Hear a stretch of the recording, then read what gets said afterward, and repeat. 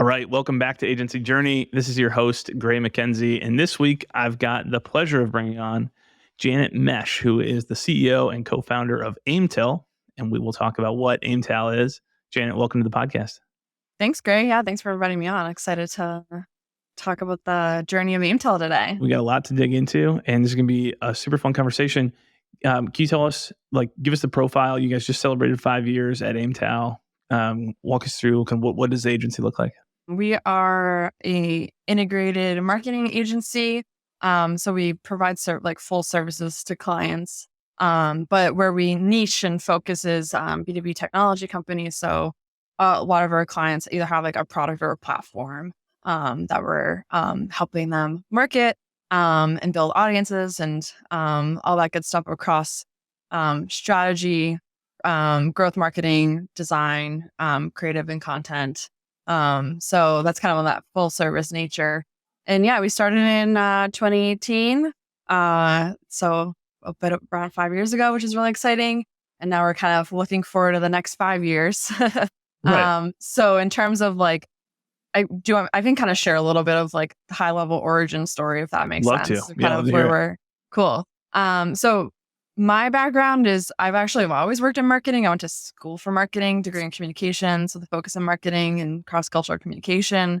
And I was lucky enough to actually start my career at the last recession. Luckily, seems like we're in a good place now. But I was able to start my career in marketing at a IT staffing consulting firm. And they actually implemented ERP systems like PeopleSoft, Oracle, SAP. So big legacy tools. But I honestly just loved the industry and the people. And it was very much as the cloud migration adoption, really kickstarting. And that was also kind of in tandem with digital marketing becoming such a massive player for organizations. So in my role starting out at that organization, I was pretty much building out what their digital marketing plans were, also with events and working really closely with their sales team.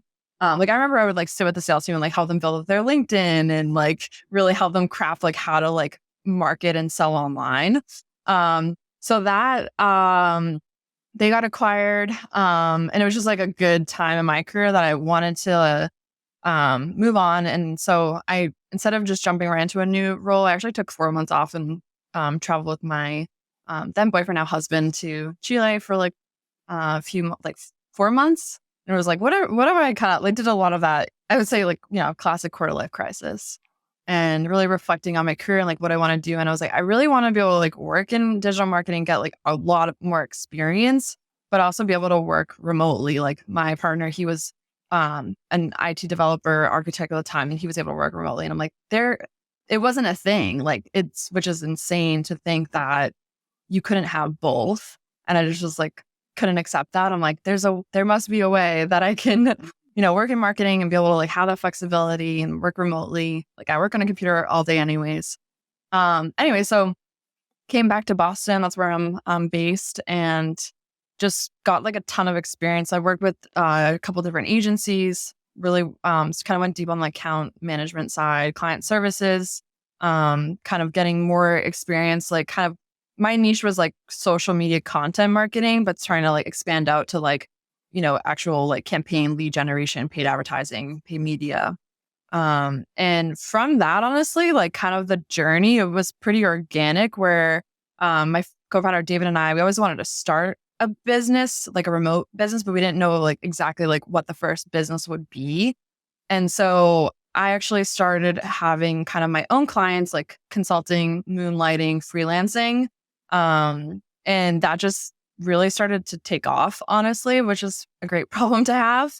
And I was kind of at the point, I need help. And I think that maybe this could be the first business and do service-based company. So that's what we did. We decided to start Aimtal in 2018. And so kind of just started from that moment, working with contractors to start, people I just kind of knew in my own network. And then just scaling up as of today, we're a team of around 18 with full-time, and then still have some contractors supporting kind of broad project-based work. And we're now across 7 time zones. And yeah, I think kind of going back to that visioning work, I was it has to be a reality. So I think I pretty much created the reality of like can really actually work in marketing and be able to work fully remote, and build a fully remote company. So Right. yeah, that's where we're at today. So That's I amazing. feel like lots to dig into, but You it's been fun. so you all have doubled your revenue and team size every year since 2018.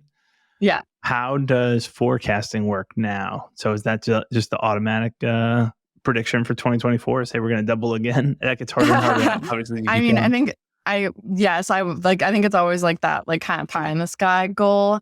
We don't have like we completely bootstrapped the agency. Like I don't have investors. We don't have any like anything that we've done is just for ourselves and putting profit back into the business. So I'm not kind of like beholden to like some overlord on kind of hitting certain like goals. It's just more of like what we want to make sure we're having like a really like strong employee experience and really helping others. Like our mission's like to help companies grow, but also help other like our team members grow in their careers. So a lot of what we do is kind of in service to that, not kind of like I don't have to report to like a board, for example. Right. Um, so yes, I think if anything, it's like more of like our own ambition of wanting to be like, okay, we want to like double, and we've been able to do that. Of course, with this year, like it's been a completely different year. Like the start of 2023, did look very different, and like a lot of it was slow to start. Yep. So, but we're actually like, I think we'll be on track to kind of, I would say like we're kind of at that point of like a little bit of like we're in a good like maintain a little bit of a lift, but then we're setting things up now for next year to hit Right. that goal again. Yeah. That's awesome. Yeah. So why is there this passion for remote work? And the second piece that I want to dig into is like you even on the site as I was going through the latest version of your site, you talk a lot about working remotely. There's a lot of Mhm. content. Like as I'm scrolling through the site, I'm like, um, there's good stuff about the services, but there's also a lot for prospective team members. So where did the heart for like wanting to build a remote working team come from? And then kind of how do you see that like pre-pandemic? I would imagine for you, just like for us, we went fully remote in 2014. That was a huge recruiting edge for a while. Mhm.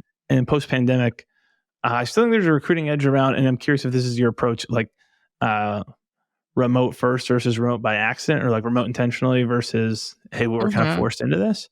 But it's less of a people can still check that box with a ton of different companies now. So maybe I'll let you take a stab at both of those questions. Yeah. I was so we've been remote since day one, like or even before. Like we always went in with the intention like we're gonna build this to like all processes, systems, the whole experience to have a fully remote team and working with clients fully remote as well.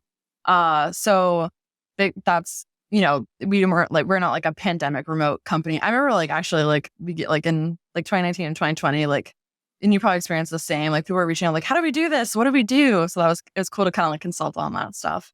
Uh, but I think it sounds like so simple, and it sounds like a cliche, honestly, but it just kind of goes back to like when I was traveling and was like, what do I really want? Like the trajectory of my career and like what does that look like for like my career and my lifestyle? Like I'm a marketer, and if you know marketers, like we're obsessed with marketing, have like really deep passion for it.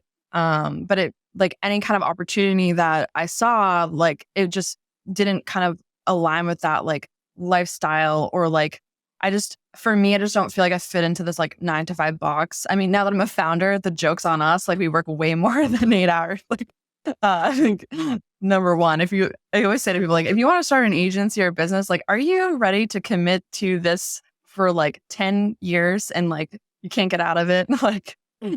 like honestly.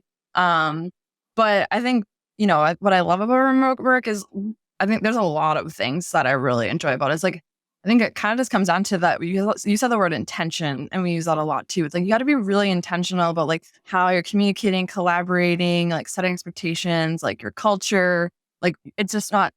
I think things can happen organically, but you really just actually have to like think of ways in a more like a systematized, process-driven way, and that's kind of like aligns to like our way of working and what we've always wanted to build. I think it's honestly just makes it a bit more. I don't know if this is the right term, but I like what comes to mind is like more equitable in some ways because I find if you're working in an office or if you're, hybrid mode for companies, like a lot of the issues it seems, and I even experienced this, like being in-house, working in an office, like you couldn't make that meeting or someone had like a drive-by conversation. It wasn't documented somewhere. You didn't know what the update was. You're out of the loop.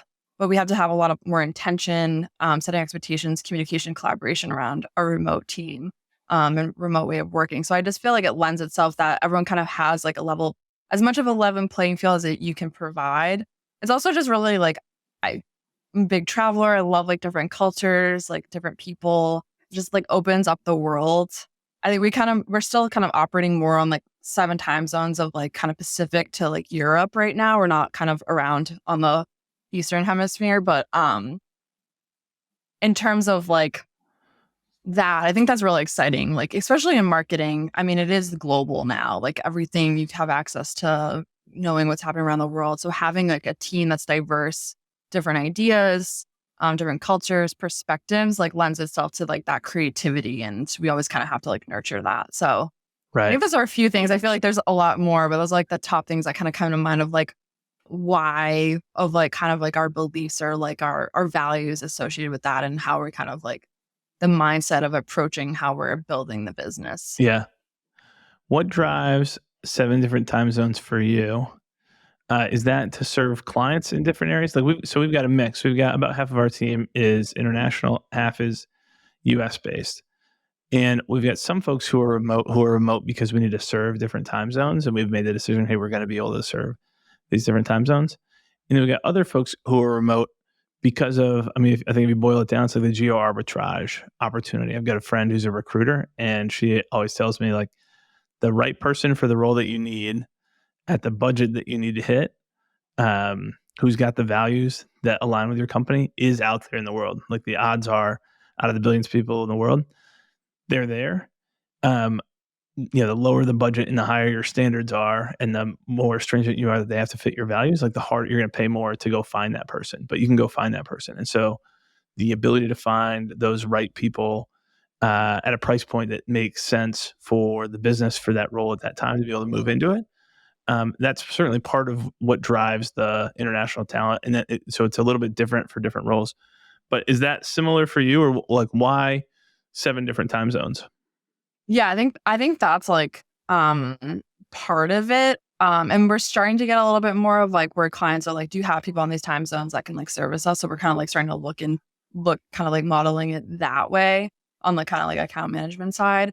But in a way, I think we just kind of go more first, which is like to your point of like the quality of the person, are they aligned with our core values, like working in an agency, like have that passion.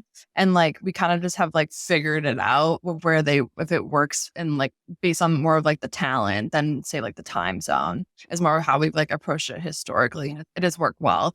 It's also just like, I think some people they're able to, if they want to move or things like that, we kind of have that flexibility. We use like a employer of record for like international teams right now. So that kind of building that like operations infrastructure and rely on that like allows us to kind of hire in those areas. There's still like a lot that we need to do. We're hiring different like countries, of course, because like every country has like different laws and all that stuff.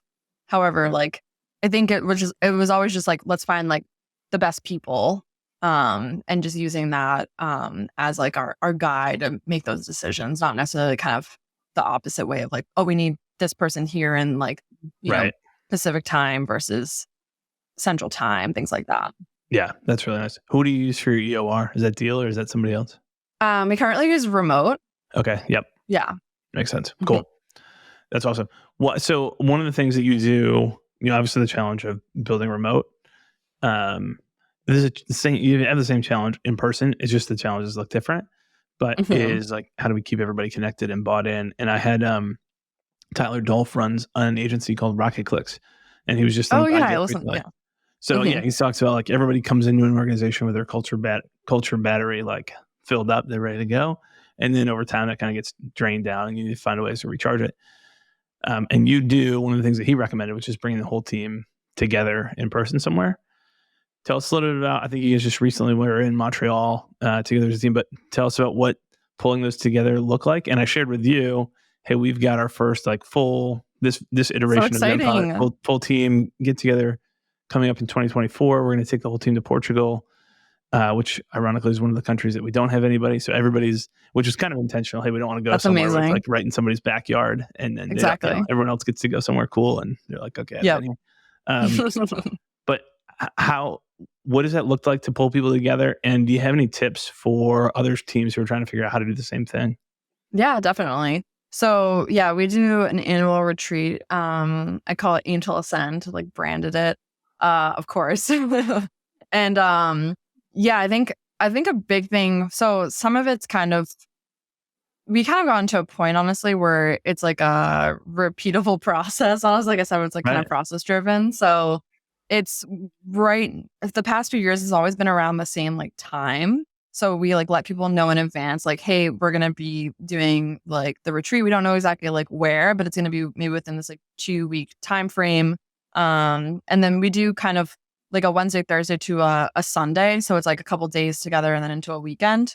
Um, because I think a big part of like how and I think about the retreat and bringing everyone together is that we do want it to feel like pretty much like focusing on ourselves, like kind of filling up our cups, not like this like super scheduled day. So I think like kind of step one would be like create the structure, but like give freedom within the structure. So I really, when I'm like kind of mapping out the itinerary, like not over scheduling everyone, like really lending itself to like some free time. Like you are in a new country, if you're going, or even a new city, like if people have never been there, like they want to explore, kind of like have that spontaneity, get inspired. So I've gotten feedback from my team that they really like that aspect of it, and I also really like it.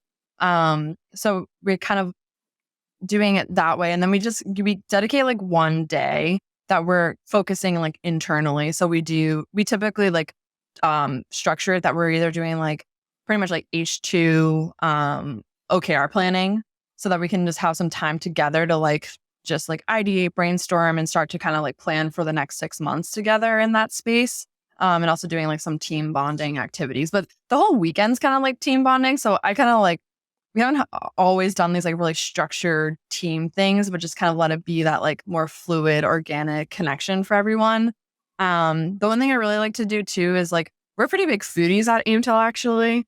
I feel like that's like an unspoken rule. Yep. Even people with allergies, you're welcome here. But we definitely like, we always like, make sure we have a team dinner or like some sort of team meal together. And that's just a really nice way to like maybe the end of the day or like to just bring everyone together and just like, I don't know, we just have fun. We're like I just like go to each person, I'm like, what's one thing you want on the menu? And like let them order it. Just like fun ways like that, just to connect and like try things and share conversation, like honestly, like break bread. Yeah. So I think that's a nice way of just like kind of, and we kind of do, I feel like I do like the itinerary, like we go to a different place every year, but the itinerary is about the same, like flow. I think that works well because then people kind of understand that expectation every year. We can set those expectations on the client side, like, hey, we're going to be off on like Friday, like we're not available. And just, I think, especially as an agency, like you're always in service to your client and like thinking of your customer, and you're not like, you're really going to make that dedicated time to like take a look at it yourself, and everyone kind of have that like introspection and like planning for the future of like what we need to do as a business, not only focusing on the clients all the time. Yep. So that's kind of on that like kind of that high level. But then one thing that actually that David, my co-founder, COO, implemented last year, we went to Spain last year, to Malaga, which I highly recommend doing a retreat there. It's phenomenal. And he implemented a platform called Travel Perk. And so we have like a technology we use where you can set like pretty much the retreat on there, like the trip. And then everyone can book their flights through Travel Perk, as well as we can book the hotel. And it's really, really nice and makes it very easy to like set up policies. Like you can book a trip, like your flight up to X amount of money per person. It's like, it pretty much explains like all the expectations of the trip. They also have like a support, like travel purchase. So if someone's like running into issues while they're traveling, they can reach out to like Travel Perk support team to kind of help them, because like we may not be available. Like all of us are traveling, so we kind of have that secondary option for someone to help if someone gets like delayed, because there'll always be one person that gets delayed, unfortunately. Yep. Right. Or like loses their luggage, or it's just kind of part of the whole experience. Yeah, I'll kind of pause there. I don't know if there's No, any those are awesome any other tips. tips I can give you for yours next year. Yeah, right. So those are awesome tips. I've seen a number of agencies do things like right at the end before people leave. One of the last things that they do with everybody, or on the last day, they have everybody fill out a Glassdoor review on Oh, the cool. company. Mhm. And part of me is like, from a marketing perspective, totally get that. That's a big part of your profile, and you've got everybody on this high. And part of me is like, oh, I hate that, because it's like, hey, this is the single highest point maybe of your entire year, and like, this is what I'm going Right. to ask you for a review. Which I see both sides too. So I've heard like things like that, and seen folks do some other tips and tricks. I think Travel Perk is a great a really cool idea. As you were saying, hey, it's kind of more of a free flowing one. I was thinking about our team and thinking like, hey, I don't think that our team would actually enjoy. I think they probably want more structure than I might personally like. Yeah. Well, I think that's where like I like map out like pretty much like morning these things, and then Yeah, like so I'll give you an example. Like arrive Thursday morning, co-work for the day, kind of wrap ups for the week. We're planning to get like a co-working space, which is kind of yep, cool because we like don't have an office. right, So it's kind of like, let's actually like, what's it like to be in an office? But also then we're like, wow, I'm so glad I don't have to work in an office. And then personally, that's from my own preference, yep, but and then the first night's like team dinner. And then the next day we do, like I was saying, we do like kind of our like Aimtal planning meeting, like team, like our like kind of just block out from like 9 a.m. to 2 p.m. And then giving like a buffer in the afternoon for people to like kind of like relax or like do some like, walking around, shopping, whatever they want to do together or separately, come back for like a team dinner. And then, go from there wherever the night takes you. And then like the next day, we usually do like a team sort of like activity or like a tour or like I actually haven't even shared this. I think this will come out after we go, so everyone will have our experience with it. But I planning to like take everyone to a spa. oh, Like I awesome, want to like I'm like a little like there's a really cool one in Montreal, and I'm like we're gonna go and I'm gonna force everyone to relax. Like or I think it's just kind of like what is your right, team like? Like do they want to go like do a cooking class or like do they want to whatever like that kind of fits like your culture, like kind of have that. And then maybe there's something like when we went to Spain last year, I think you can do like night activities are fun too. Like we did a flamenco show at night after dinner. Cause like, so stuff like that, I think you can have that kind of like structure. But if it's like, I find like if it's every hour, like our days are so structured, especially working with an right, agency, like you're just constantly like kind of running. So we like to use that retreat a little bit of like truly like a retreat, like for everyone to kind of just like allow themselves to kind of chill out a little bit. Um, I think one thing that we're kind of seeing, I'm curious if this will happen for you or if you're already seeing this may happen, but we actually it is like a company benefit. But we everyone is invited if you're a full-time employee of Aimtel. But we actually do say it's like optional. Like we don't obligate people to have oh, to interesting, yeah, attend. right, Yeah. And I think that's kind of important too, because like some people may not want to share why they can't attend or like they just, sure, family planning or health things. So we're looking as like we're growing in size. There's always going to be a handful of people that can't attend. So right, we're now kind of layering in like what's the experience for those who are still remote that they kind of feel that connection, and then what can we kind of offer them over the weekend that they like, maybe they can go to like do an activity with their friend or family in their home, like where they are, or, go to a spa at like, I don't know. We right. haven't decided what it is, but I think kind of always having that lens, that's what we're trying to figure out. And we're planning right now is like, what's that experience for everyone? Cause it is a benefit and it is something that like people really look forward to. And, stuff happens. Sometimes you can't go, For but we sure. don't want people to feel like completely left out. Yeah, those are great tips. Well, you've brought up the word process like a handful of different times already. And I know that you're very process driven. But even on the site, you got the drop down from the about page, I think, and there's two tabs, and the second one says process. But everything in your like conversation with you to the site comes back to the word process an awful lot. And where does that emphasis come from? And then how would you articulate that value to the classic creative entrepreneur who's like, I don't even know that they necessarily object to process. They're just the people who are the best at saying we should have process and the worst at actually following process.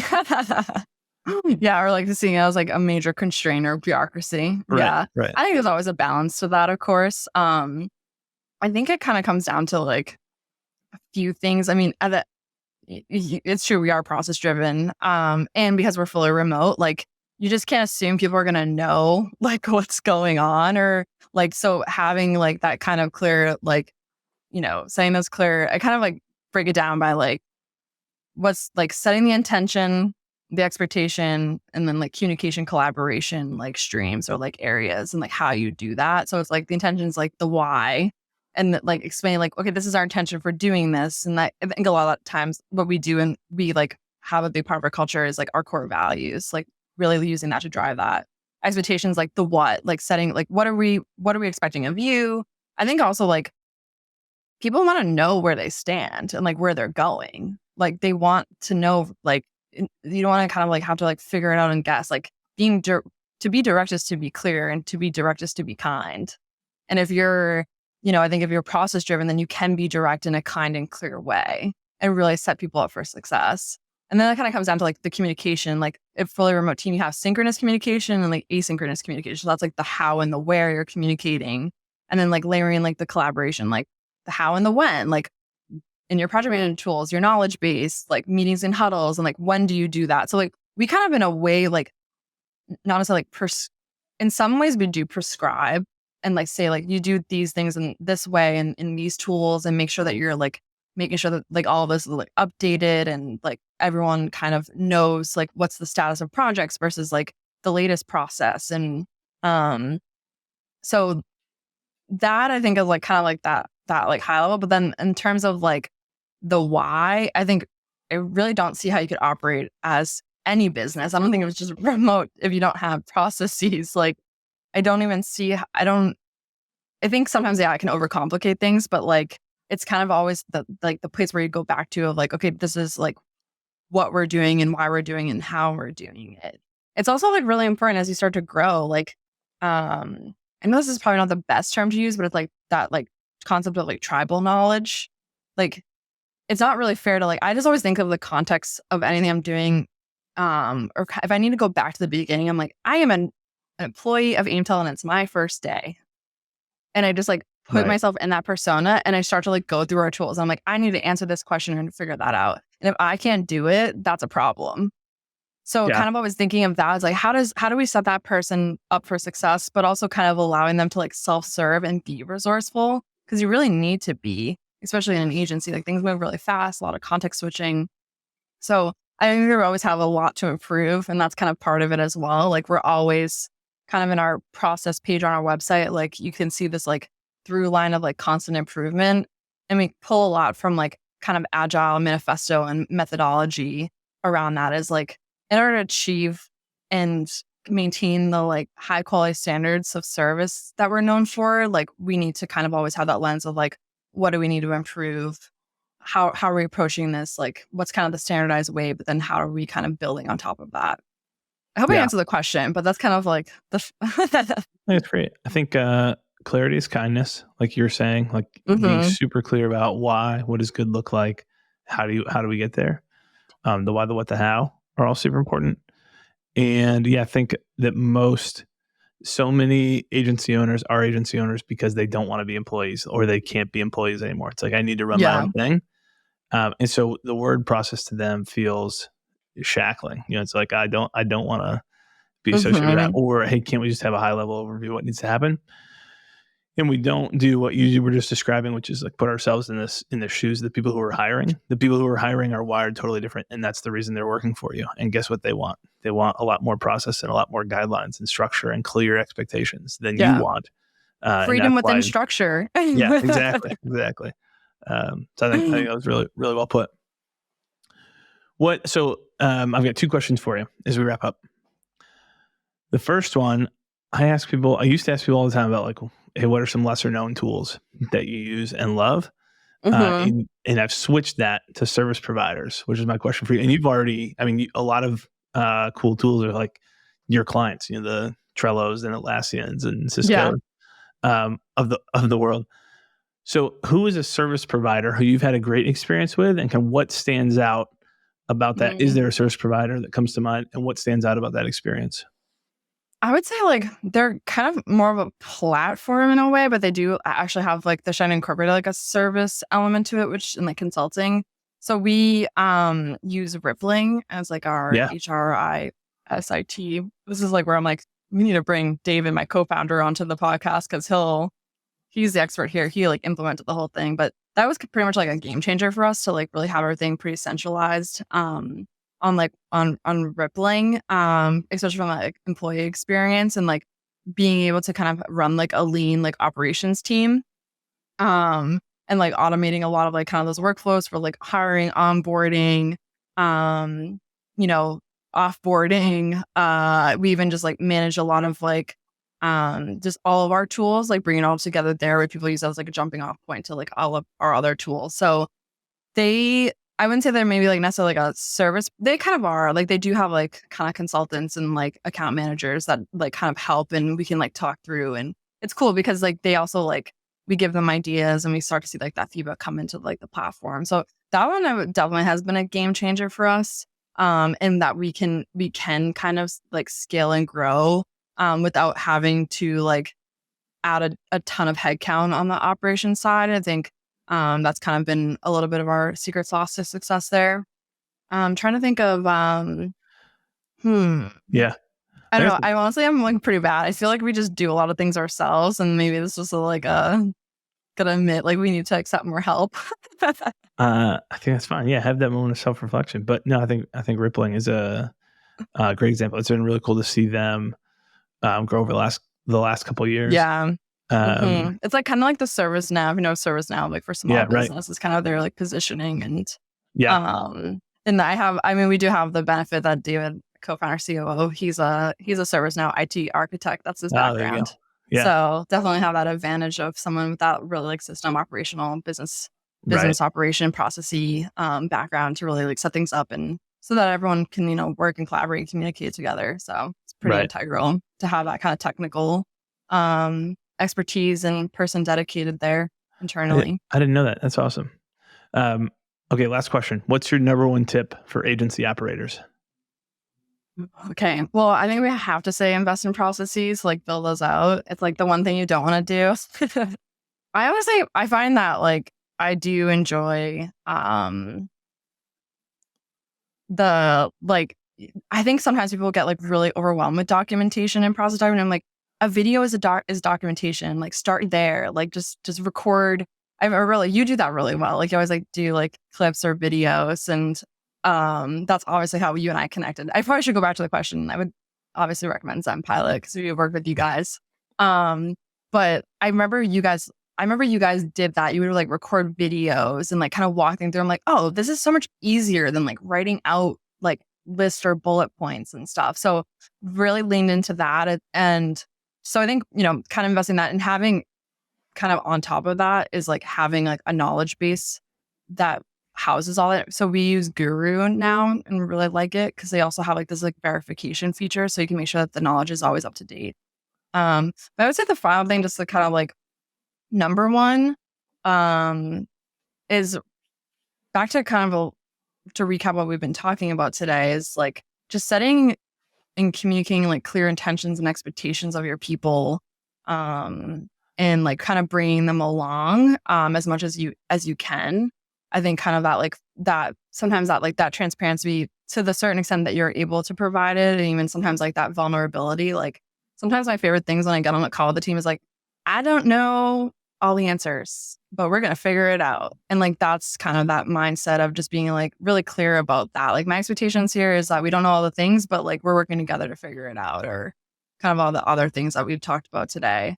I think of really leaning into those, like the why and the what is a good kind of guide of how to just lead if you're a CEO or in a leadership position, just like lead your team and really make sure people feel like they know what's expected of them and like how they can participate and grow. And so. Right. That's awesome. I think on the video point, like it's way easier to record a quick video. Yeah. It's not always the easiest to consume, but if you're watching it, especially for the first time, I think it's the easiest to consume to see how it all fits together. But I love taking the transcript from those, record a quick Loom video, take the transcript, Exactly. plug it into Anthropic has Claude.ai, which I prefer for this Oh, over okay. like ChatGPT or something.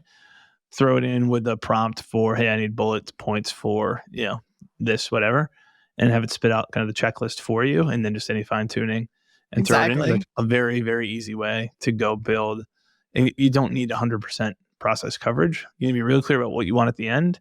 And you need like the top 20% of stuff. Like, hey, here's the 20% you have to get right.